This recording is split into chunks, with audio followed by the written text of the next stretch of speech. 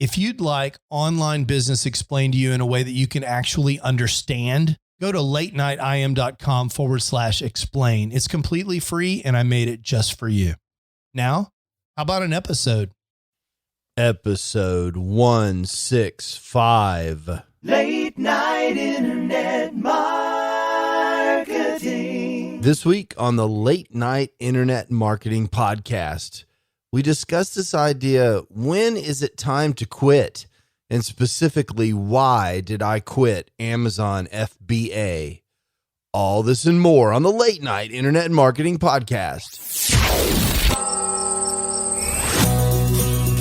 The Late Night Internet Marketing Podcast. You've been working for somebody else, but you want a business to run yourself. You want to know how to start, where to begin. Can you get out your comfort zone, my friend? Yes, you can do it right when it's late at night. At the end of the day, your dreams burning inside. So keep it up and you will find that you're building your business one night at a time. And now, broadcasting late at night from a little studio in the big state of Texas, your host, Mark Mason. Hey, how is everybody doing? Happy Easter. For those of you that are Easter people, I am an Easter person. Happy Easter to all of you. And for those that are not Easter people, I love you too. I hope you're having an absolutely fantastic week. And for those of you that are not sure whether you're Easter people or not, I encourage you to make an intentional decision. You know, that's a little bit about which this episode is. Boy, what a terrible construction of a sentence that is. That's what this episode is about. It's about making intentional decisions, and whether or not you're deciding to do something really important like follow Christ or not, or you're deciding whether to do Amazon FBA or not, or affiliate marketing or not, or Facebook ads or not, you need to be making intentional decisions. One of the things that I see people doing in life in general and in internet marketing specifically is they're just kind of letting stuff happen. And I want to encourage you to make intentional decisions using whatever framework it is that you decide to use to make those decisions. And generally speaking, the best framework for you to use is one that involves understanding what it is that you're trying to accomplish in life and in business, and then making decisions that support that. So today we're going to talk about Amazon FBA and why I'm no longer doing Amazon FBA. And the context of the conversation is not just this intentional decision-making process, but also what are the pros and cons of Amazon FBA. Let's get into it. It's time to get to work building your internet business. One night at a time. One night at a time. Okay, so for those of you that don't know or don't remember or missed the episode where I talked about Amazon, actually it was a couple of episodes where I explained all about Amazon FBA. It was about a year ago. FBA stands for Fulfillment by Amazon. You know, normally when you go on to Amazon.com and you buy a product, that product is coming from one of two sources. Either it's coming from Amazon, the company, whereby Amazon sourced the product, they warehoused it, they shipped it to you, and along every step of the way, except for the manufacturing of the product, Amazon is the company that you're dealing with. But more and more frequently, and I'd say at least a third of the time and maybe half of the time, when you buy a product on Amazon, it says for sale by XYZ company. In my case, Mason World Enterprises, for sale by Mason World Enterprises. So let's say you go to Amazon.com because you need to buy a tape measure. you've been working in the garage this weekend and you realize that your 12-foot tape measure just isn't cutting it and you need a 25-foot tape measure. So you rush over to Amazon.com and select same-day delivery because tomorrow you're working on a big project that needs a 25-foot tape measure. You might select a tape measure that's sold by Mason World Enterprises and available for prime delivery. What that means is that I bought a bunch of tape measures and at wholesale prices, and I sent them into Amazon's fulfillment system into their warehouses so that when you went on Amazon.com and bought it, they would have it there in their warehouse to ship directly to you using their Amazon Prime fulfillment logistics system, which is truly amazing. So when that transaction happens, you pay Amazon the $20 for the tape measure and they ship it to you. And Amazon pays me what's left after they take out their advertising fees, because after all, they sold the tape measure to you because they're Amazon. So they get, kind of almost like an affiliate commission, but an advertising commission for the fact that it's their traffic that's being used to sell these products. And Amazon also takes out a fulfillment fee, the logistics fee for the box and the shipping and the warehousing and all that stuff. Once that's done, they send that money to me. So let's say that's $7 out of the 20. They send me the $13, and then I use the $13 to recover the money that I spent actually buying the tape measure. So let's say I spent $10 on the tape measure, I get $3. So there you go. So that's a great business model. And what I like about it for people like you that are listening to this podcast is it's pretty easy to get started. You sign up for an account on Amazon and you go find wholesale suppliers that are willing to sell you products, and you send them into Amazon, bada boom, bada bing, you're in business. The barrier to entry is really low. And I think it's a really good way for people to learn about internet business, at least about that kind of internet business. And there's not a lot of moving parts. You're not worried about building websites and finding traffic. Amazon's doing all of that kind of stuff for you. Really, it's just a business where you're finding products where you can make money. And I talked about the fact in previous episodes, which I'll link to in the show notes, that there's software to help you do this. And I think it's a good business for some people. But it turned out to not be a great business for me. I got excited about it because it looked like something that was scalable, and it is scalable. And I know people. I was going to say I have friends, but let's just say I have acquaintances that I know and that are making they're creating revenue between $70,000 a month and let's say $250,000 a month. So you can get this thing really big, and you can easily do multiple millions of dollars a year in Amazon revenue. And that can translate, if you're running your business really, really well, that can translate into something on the order of a 15 to 20% profit margin. So if you wanted to make $100,000 a year before taxes in an Amazon business, you'd need to sell somewhere between $500,000 and $1 million worth of product on Amazon. Sounds easy, right? Well, it turns out that there are some things that you have to do with regard to this business that I don't like. I did a few tens of thousands of dollars, maybe not even quite that much, more than $10,000 and less than $30,000 worth of business on Amazon. And I learned a few things that caused me to reconsider this business. I had originally come out and said, hey, I'm going to see if I can create enough revenue on Amazon to pay for a swimming pool that I built.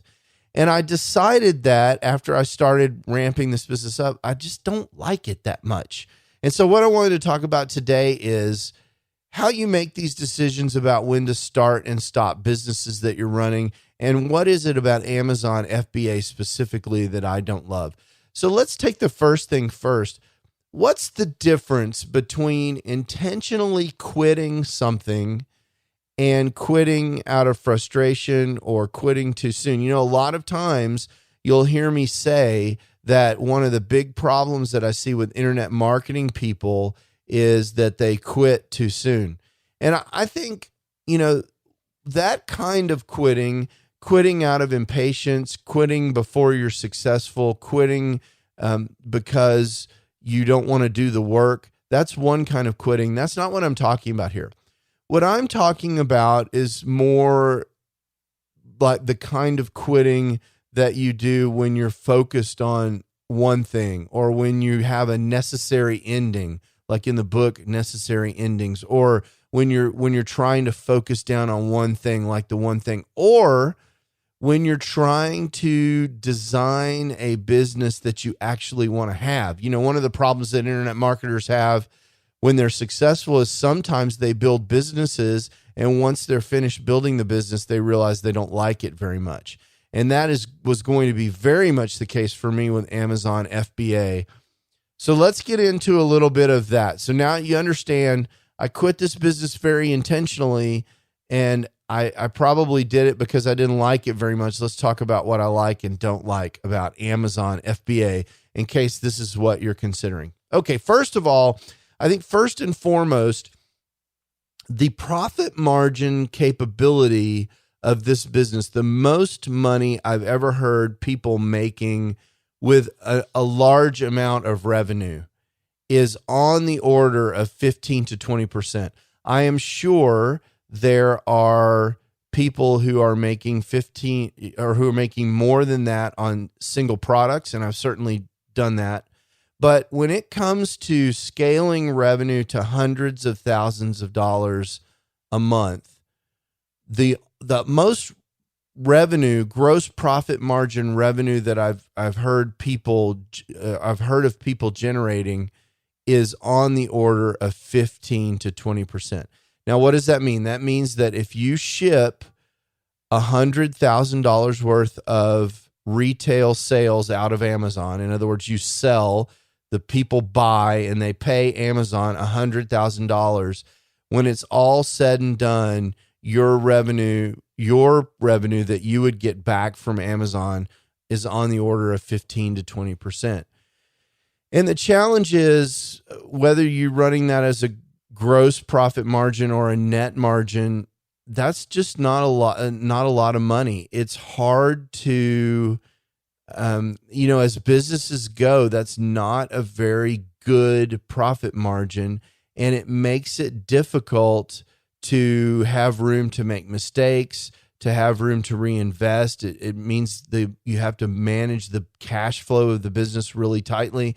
And sure, if you can turn your revenue over quickly, then 15 or 20% margin is fine, because your return on investment is high, because you're turning your revenue over once or twice a month, and that's a fast enough rate where you can make decent money with that. But it just doesn't leave very much room for mistakes, for errors when you buy the wrong product and get stuff stuck in Amazon, or you have some shipping problem that costs money.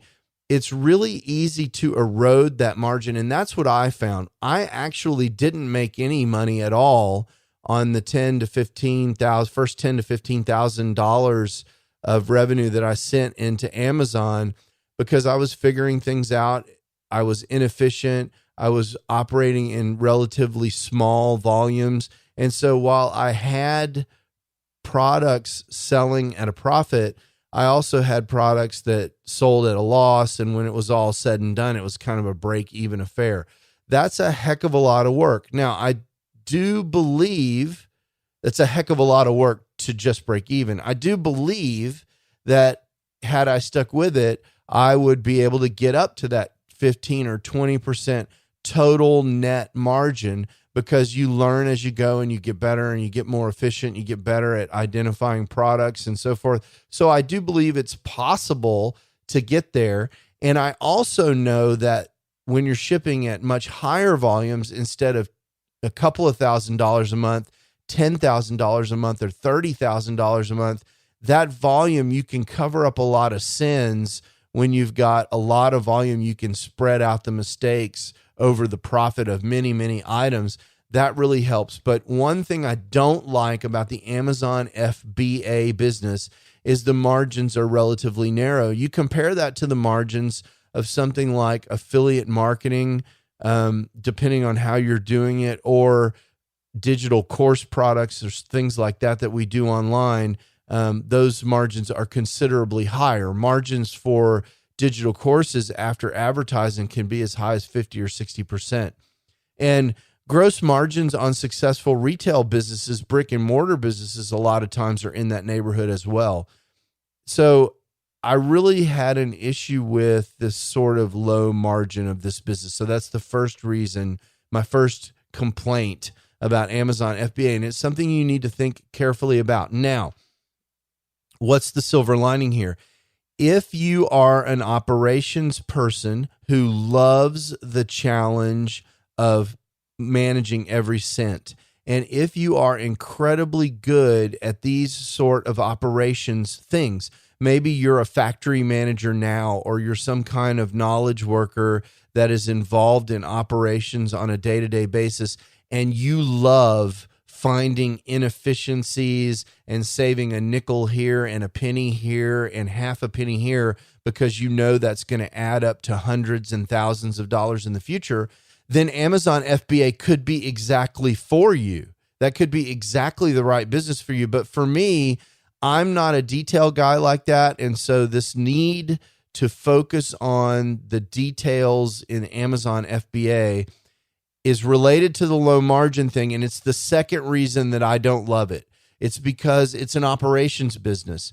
And while I'm an operations guy during the day, during my day job, a lot of the time I'm dealing with a lot of operational issues in my day job. That's not what I really enjoy about internet marketing. And in fact, it goes to this Gay Hendricks book regarding zone of genius. Cliff Ravenscraft, my friend, is always talking about you've got to get in your zone of genius.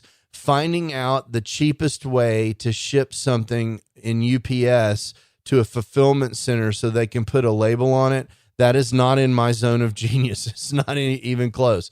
And so that's sort of the second reason, is that the kinds of things that you needed to excel at in Amazon FBA, these detailed operational things, were not things that I was passionate about. The third thing that I recognized about Amazon FBA that made it not absolutely fantastic for me is it's an anonymous business.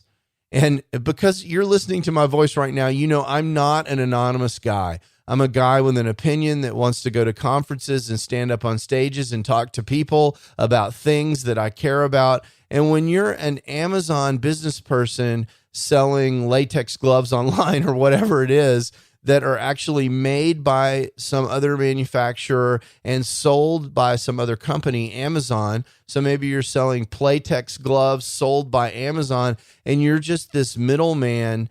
There's no room for creative expression in that, in my opinion. Now, some, again, operations people, the creative expression comes in finding that efficiency that can make that run. But for me, it wasn't great. So the third reason that I didn't love the Amazon FBA business was it was so anonymous. Now, some of you are just jumping for joy right now because you're super introverts, and the one thing that scares the hell out of you about internet business is the idea that you might have to actually get in front of a microphone or a video camera or something like that, or write a blog post and publish your work out there in the world. If that's you, if you are trying to hide because that's your personality and getting in front of people drains all the life force out of you, then Amazon FBA may be really good for you. But for me, I'm the opposite. I get energy from doing things like I'm doing right now, which is expressing an opinion on a topic. So that's the third thing. I'm not a big fan of anonymous businesses. I really want to be in touch with people. Other things about FBA that are really tough is the grind involved in finding products to sell. And that is probably the hardest part of the business. There's 2 steps to this finding products to sell business with Amazon FBA. First of all, you have to find a supplier that's willing to sell to you. And I read an article about a guy who hired a virtual assistant to help him with this. They contacted on something on the order of 20,000 wholesale suppliers in order to find a couple of hundred really good ones. That is a lot of sort of inefficient work that's just not very interesting. It's cold calling wholesale suppliers, which you can outsource, you can do by email. There's lots of ways to do this. It's research on the internet and a bunch of kind of not very exciting and fun drudgery that's required. Now, I don't love that. That's not my thing. I'm a one and done kind of guy. I don't like doing the same thing over and over and over again, trying to get incremental results like that. But for some of you that are detailed oriented treasure hunters, the treasure hunters among you, you're going to love that, because that's basically a treasure hunt for wholesale supplier gold. And you're going to be able to find that gold, and you're going to get that satisfaction once you call 400 suppliers, but you find the one most amazing one. And that's going to give you some kind of personal satisfaction that, quite frankly, I can't even begin to understand. If that's you, then Amazon FBA is for you. But for me, I really didn't like that. And I found it frustrating, and it just wasn't for me. And then once you get a relationship with a supplier that looks like it might be good, they're going to send you a list of 15,000 products, and you're going to have to go through those products one by one using software to identify the 20 or 30 products that might be profitable. And then you're going to have to go through those products one by one, actually putting your eyeballs on them again over and over and over in this treasure hunting mode. Now, that was fun for me for the first 100 products, but really, if you're talking about doing this as a sustained business, you're talking about doing that every week, trying to find new products every week. Because here's what happens. My observation with Amazon is that products don't stay around forever. And we're going to talk about that in a minute, but let me wrap up this 4th item, which is I just didn't like the treasure hunting aspect of this repeated work over and over and over and over and over again to find that one nugget of gold. I didn't like that. Okay. That wasn't for me. It might very well be for you. So that's the 4th item. But the 5th one is this one I just mentioned, which is when you actually go to do this and you find a product, the nature of the Amazon marketplace is this pure economics situation where you are looking for elasticity in the market, meaning that you are looking for some inefficiency where you can buy something at a low price and sell it at a high price. And that gap in between low and high represents your profit. Okay. So you're running calculators regarding what's being sold in the marketplace and what the price is and what you can buy it for. And you're looking for big gaps. Well, the problem is that represents an inefficiency in the marketplace that other people are also looking for. And just like in any commodities market, whether it's pork bellies or whatever in the commodities market, or silver or gold, when people find that inefficiency, they're going to go there too, and that price is going to collapse. And so what you find is that you may find a fantastic deal on a particular item, like maybe you find some colored pencils, some, name brand colored pencils that no one else is selling on Amazon, or maybe only a couple of people are selling on Amazon, and the price is high because those other people are having trouble getting supply. And you find some and you send 30 packets of those colored pencils into Amazon. That may work for a while, but eventually other Amazon FBA suppliers are going to find that same product and they're going to send it in there, and that's going to create price pressure and erode your margins. So that's the 5th thing, is that this constant churn of always needing to find new products, because once the price collapses on that product, you won't buy any more of them. You'll be lucky if you can sell out the items that you have, and then you'll go on to some other product. And at any given time, you may have 20 or 50 or 100 products for sale on Amazon, but in 6 months, those 100 products that you had for sale, a lot of them are going to be completely done. You're not going to be buying those anymore, and you're going to be buying 100 new products that you found in the meantime. And that constant churn is essentially the opposite of passive income.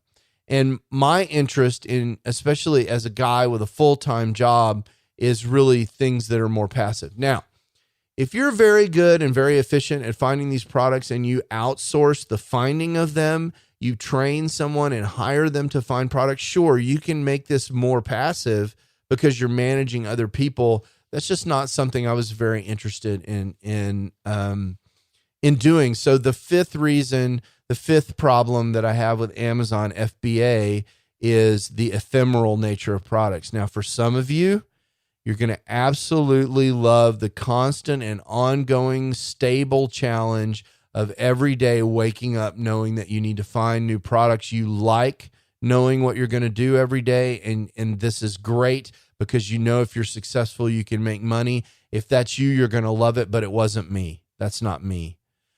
So those 5 things are kind of, I would say those are the core reasons that I wasn't interested in Amazon FBA. There's a 6th reason as well, and that is it's definitely possible to make a bad decision and lose a bunch of money. Now, I think this is true in any kind of business, right? If you make bad decisions, you can lose money. That's that risk, that idea that money can be made or lost is actually why business works. If there was no risk in business, then there would be no incentive to go try and do it. Everyone would be doing the same thing. Everyone would be successful, and the marketplace wouldn't work. So risk in business is part of what makes business work. However, I didn't like the fact that there were so many things outside of my control. And one of the most annoying ones was that I'd find a product and I would get it out there, and then Amazon would come on the listing. And by that, I mean, one of the things that happens in the Amazon marketplace is that occasionally one of your competitors becomes Amazon itself. Let's go back and take that tape measure again. Maybe I've bought a case of Black & Decker tape measures. That's a big, famous tool company, mostly power tool company here in the United States. Let's say they have a tape measure, and I bought a case of them from a Black & Decker wholesaler, and I sent them in. Well, Amazon is watching these listings, right? They see what's profitable. They know all the numbers, and they may have decided that, wow, that's a really good opportunity. I'm going to call the Black & Decker wholesaler. And in fact, I'm not even going to do that. I'm Amazon. I have a relationship with Black & Decker directly. I'm going to cut out the wholesaler, and I'm going to buy the tape measures for 40% cheaper than Mark can buy them. And I'm going to put them in the Amazon marketplace. Nothing prevents Amazon from doing that. In fact, they do it all the time. And so there were several times where I had a product and someone with much stronger purchasing power than me came into the marketplace and just wiped out the profit margin. And so that uncertainty, I don't mind uncertainty in business, but when things are completely out of my control like that and likely to happen, people are heavily incentivized to beat me in that way. That's another thing I didn't love about Amazon. Now, some of you may like that for some reason. Maybe you normally play the lottery, and instead of playing the lottery, you want to play Amazon. It's not that bad. Don't get me wrong. A lot of people are making money with Amazon FBA. This podcast episode is about the fact that it wasn't really for me. Maybe you like that kind of uncertainty, and you'll find it exciting, and that will motivate you to do even better and to make even better decisions. But for me, it was demotivating, and I didn't like it. So those are my reasons why I'm no longer doing Amazon FBA. But here's the really biggest reason. All of those 7 things add up to the fact that I didn't love Amazon FBA, but there's a lot of other stuff like this podcast and other business projects that I'm currently working on that I really do love. And I'm choosing love. Okay. That's really what I'm talking about. I'm choosing to work on the things that I really care about. And by doubling down on the things that I really want to work on, I end up building a lot better business for myself than I will enjoy for years and years and years, as opposed to creating a business that I didn't really love. So that's my intentional decision. And that's why I'm no longer doing Amazon FBA. Now it's your turn. What action are you going to take to build your business? One night at a time. Okay, so what is your homework for this week? You know, every week I give you a little homework, and I want you to do it because I'm trying to help you move forward in your business. And this week, I want you to take a look at the different aspects of whatever your online business activities are. What are the things that you're working on? If you're like me, you've got several projects that you're either working on or thinking about working on, or that you were working on that you haven't worked on lately, but that are still using up mental energy in the back of your mind, you know, you should be working on. Write those down. What are they for you? For me, there's one of them was Amazon FBA. One of them's this podcast. One of them is the blog. One of them are the courses that I'm trying to do. One of them is the secret project that I haven't told you guys about, but I will in a future episode. Note all of those things, and then intentionally think about whether or not these fit into what you really want to be doing. Are they the most important things that you should be working on? Are they taking energy away from other projects that are more important? Or are they the most important project, and should you be spending more time with them? And for the stuff that you shouldn't be working on, have the courage to kill it. Go ahead and kill some stuff this week. You'll feel so free if you take some of the stuff that's stressing you out that you're not working on, or that's distracting you from other projects, and you just kill it. And if you're interested in that, I've got 2 great books in the show notes, The One Thing and Necessary Endings, that I want you to check out. If you feel like you've got this problem, those 2 books are going to help you. So your homework is to take an inventory and ask yourself, should you really be working on all those things, or should some of them die? All right, we'll talk to you next week. Ciao. You can do it right when it's late at night. You've been listening to the Late Night Internet Marketing Podcast. Be sure to visit latenightpodcast.com today to leave feedback for Mark. Download special bonus content, access the show notes, and more. See you there. Until then, go and make some great progress on your internet business. One night at a time. One night at a time.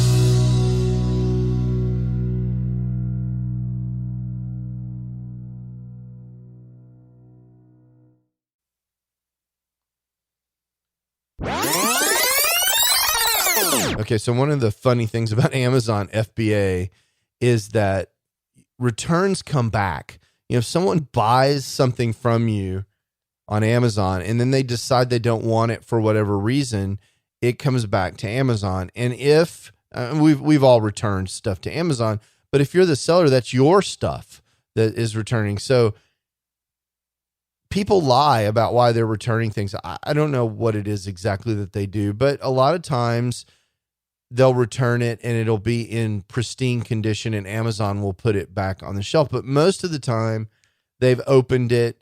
It's clearly been opened. Maybe they even damaged the box or ripped the box or did something. Maybe it was in blister pack and they ripped open the blister pack and they decided they didn't want the item, so they returned it. So one of the kind of cool and frustrating things about Amazon FBA is that you end up with all of this stuff. And for a while, I had stuff in my garage and people would come ask me, what is this stuff? Umbrellas with a horse pattern on it I had in my garage for a while. Airsoft 9mm replica pistols I had in my garage. a bow training system that you use in the off season if you're a bow hunter to build your muscles. It was like an exercise thing that I was selling on Amazon to help you be a better bow hunter. So that's one of the other things, one of the other weird things about Amazon FBA. The good news is sometimes you get stuff back that you want to keep. Like I've got these amazing $20 tactical flashlights, and I got a couple of those that got returned for whatever reason. They're brighter than the sun, and now I carry one around in my truck. Ciao. Late night internet marketing.